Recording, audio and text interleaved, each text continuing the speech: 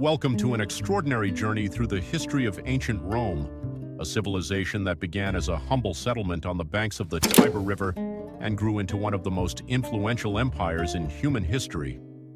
Its rise was awe-inspiring, its power unmatched, and its fall, a lesson in the fragility of greatness. Before the video, like, share, and subscribe our Chrono channel. Our story begins in 753 BCE, steeped in legend. According to Roman mythology, Romulus, the son of Mars, founded Rome after a bitter struggle with his twin brother Remus. Their conflict was symbolic of the competitive spirit that would come to define Roman history. While the legend is captivating, archaeological evidence tells us that Rome began as a cluster of small settlements atop the Seven Hills. These early Romans were farmers and herders, living a simple yet resilient life. The Romans were heavily influenced by their neighbors, the Etruscans to the north and the Greeks to the south. From the Etruscans, they borrowed engineering techniques and religious practices, such as the use of augury, to interpret the will of the gods. From the Greeks, they adopted art, literature, and architecture, which would later become uniquely Roman. Rome's strategic location near the Tiber River and its proximity to trade routes allowed it to grow from a collection of villages into a small but thriving city-state. The stage was set for something extraordinary. In 509 BCE, the Romans overthrew their last king, Tarquin the Proud, and established the Roman Republic. It was a bold experiment in governance, designed to prevent the concentration of power in a single ruler's hands. The Republic was based on a complex system of checks and balances. Power was divided among elected officials, consuls who led the government and military, and tribunes who protected the rights of the common people, or plebeians. Rome's early republic was marked by constant warfare. The Romans were relentless in their pursuit of dominance, fighting wars against the Latins, Etruscans, and other tribes of the Italian peninsula. Each victory brought new lands and resources under Roman control. Perhaps the most defining conflict of the Republic was the Punic Wars against Carthage. Hannibal's daring march across the Alps with his war elephants struck fear into the heart of Rome. Yet Rome's resilience and innovative strategies ultimately led to victory, with the destruction of Carthage in 146 BCE. Rome now reigned supreme over the Mediterranean, but with power came challenges. Wealth flooded into Rome, enriching the elite while leaving the lower classes behind. Corruption, social inequality, and political violence began to destabilize the Republic. By the 1st century BCE, the Republic was on the brink of collapse. Ambitious generals like Julius Caesar challenged the traditional balance of power. Caesar's military conquests in Gaul made him a hero to the people, but a threat to the Senate. In 49 BCE, Caesar made a fateful decision. He crossed the Rubicon River with his army, effectively declaring war on the Senate.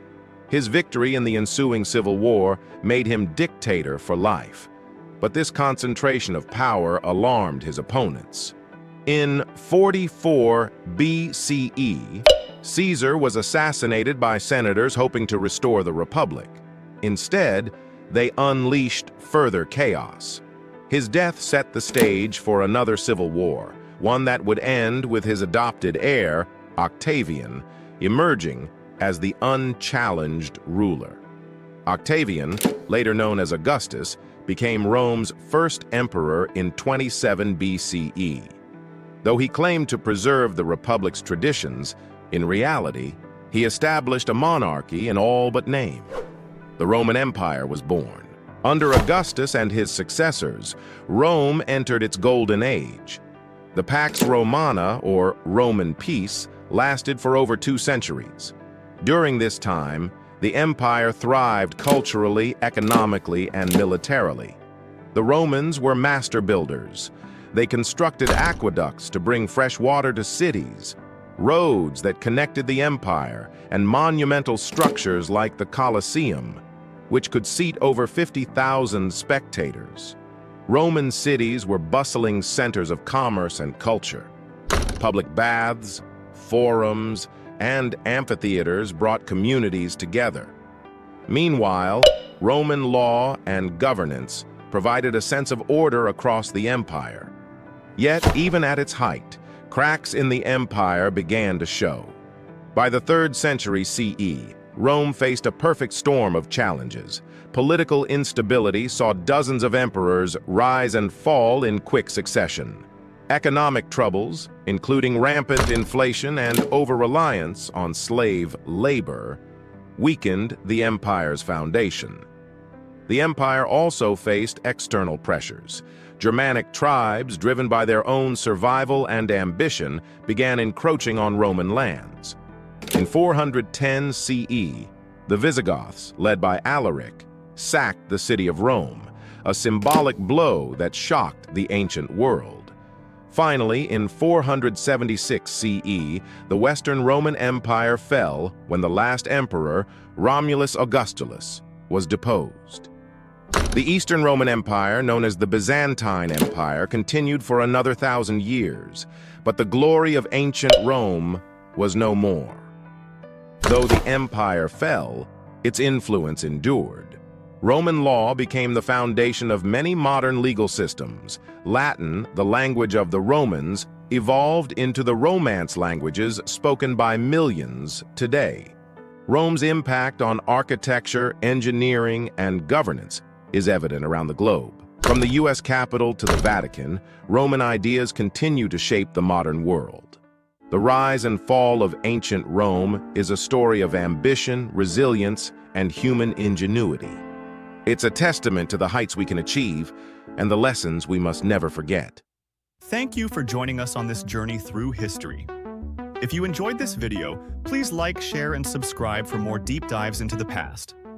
What fascinates you most about ancient Rome? Let us know in the comments below.